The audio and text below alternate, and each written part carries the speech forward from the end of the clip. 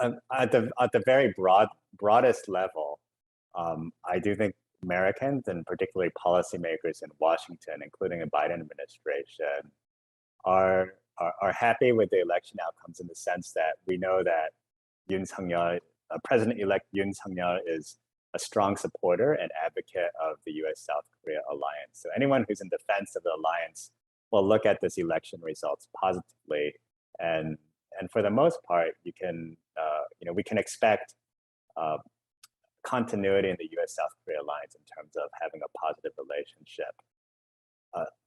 That being said, I do think we have to be careful because there is such an expectation that Yoon Suk-yeol is pro-U.S. that you can't assume. So the Biden administration can't assume that. Well, that means that the South Korea is going to sign up to any kind of initiative that the U.S. wants to promote in the Indo-Pacific region, whether that's the Quad or the Quad Plus, whether that's the Indo-Pacific Economic Framework. South Korea still makes its own decisions, and I think the one thing we have to be careful of is U.S.-China relations. And we are at this inflection point where we have great power competition, and to Professor Victor Cha's point about this being the most important election, I mean, every election is important because it's an opportunity to establish or to reestablish perhaps relations. But I think in this case, it's because we have a U.S. president who's promoting a policy that supports a certain type of order, regional order. I think under President Trump, it was unclear what sort of order he was, or if he was even trying to establish any sort of order.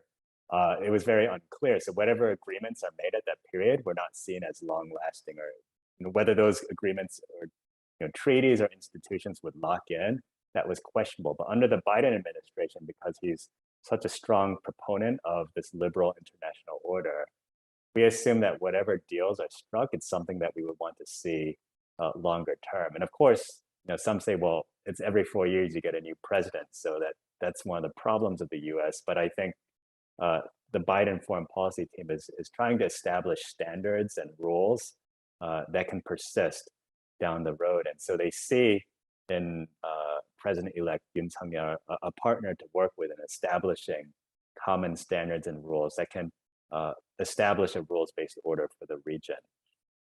But I do want to go back to this point about not assuming that South Korea will do everything that the U.S. hopes it to do, and that's where U.S.-China relations is an important example. I think the Yoon government will be more forthcoming with China. It's going to speak out on issues like human rights or freedom of expression, and in places like Xinjiang or in Hong Kong.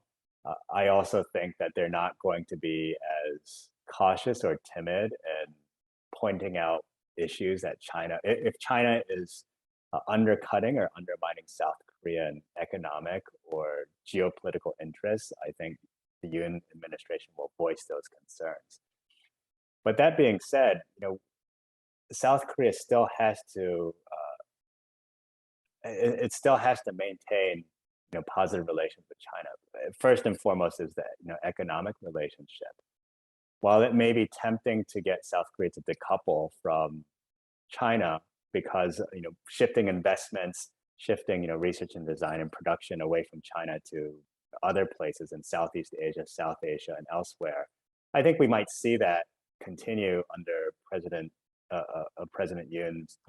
But to completely decouple from China will be extremely difficult. And so you have companies like Samsung, LG, SK that have a lot of investments in China, and there's going to be competing national interests versus corporate interests. And that's also something that I think the Yoon government is going to have to weigh out. So if we go back to the foreign affairs piece that was put out by Yoon's foreign policy team, they were very cautious in the way they described China. They said they wanted to establish a new type of partnership or relationship. They didn't say that they were going to, break away from China, or they were going to, completely align with the U.S. and confront China head on. That wasn't the language that was used. They were still cautious, and so that's something to remind Washington that South Korea still has to navigate between Beijing and Washington, even though we see a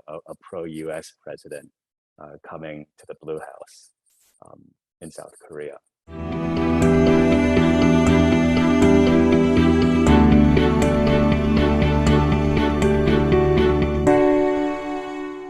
The positive side, because the Yoon team, the foreign policy team, has been very transparent about its foreign policy views, and many of it aligns together with the United States, especially on South Korean involvement or greater involvement in the Indo-Pacific.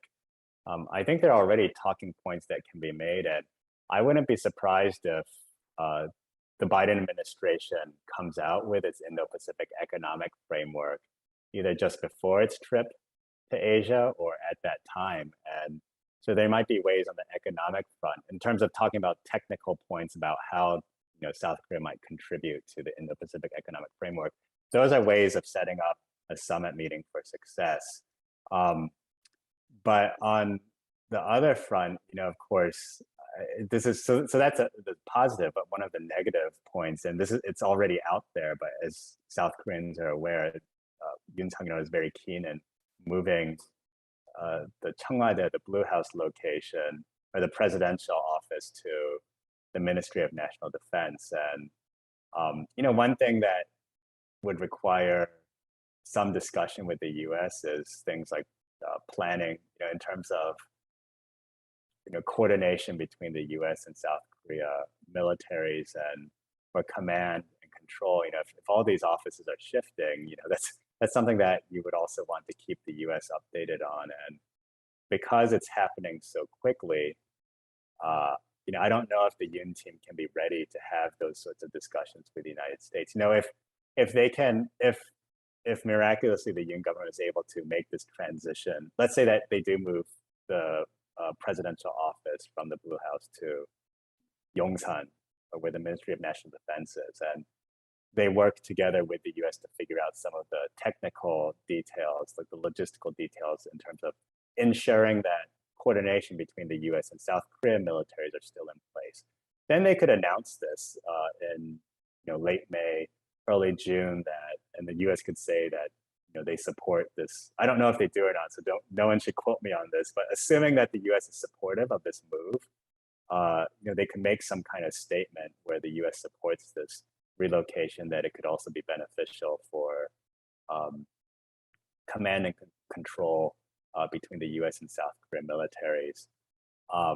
But that's a lot to take care of in the next 2-3 months for the transition team. So whether the Yoon government will be ready to make that sort of announcement, or whether the U.S. can support that decision, it remains to be seen. So my guess is that if there is a summit meeting, that they'll focus more on kind of the broad takeaways about the alliance, support for the alliance, engagement in the Pacific, and they will try to stay away from the concrete, the specifics.